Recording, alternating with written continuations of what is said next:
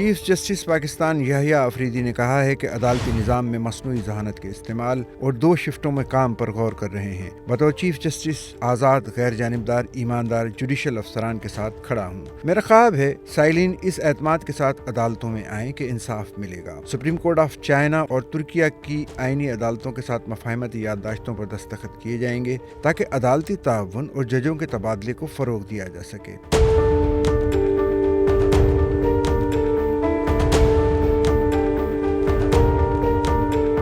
Supreme court کی press release کے مطابق انہوں نے ان خیالات کا اظہار جمعے کے روز فیڈرل جوڈیشل اکیڈمی میں عدالتی فلاح و بہبود کے بین الاقوامی دن کے موقع کی مناسبت سے منعقدہ نیشنل سمپوزیم کے شرکاء سے خطاب کرتے ہوئے کیا۔ انہوں نے عدالتی اصلاحات کو انسانی بنیادوں پر استوار کرنے کی فوری ضرورت پر زور دیتے ہوئے ضلعی سطح پر ججوں کو درپیش جذباتی، نفسیاتی اور ادارہ جاتی دباؤ کو تسلیم کرنے کی اہمیت اجاگر کی۔ انہوں نے کہا کہ ایک ایسا جج جسے ادارہ جاتی حمایت حاصل ہو زیادہ منصف، توجہ مرکوز رکھنے والا اور مؤثر انداز میں انصاف فراہم کرنے کے قابل ہوتا ہے۔ انہوں نے عدلیہ کی عزت، تحفظ اور ادارہ جاتی معاونت کی فراہمی کے عزم کا اعادہ کیا۔ چیف جسٹس آفریدی نے نیشنل جوڈیشل پالیسی سازی کمیٹی کے تحت عدالتی اصلاحات کے مختلف اقدامات کا ذکر کیا۔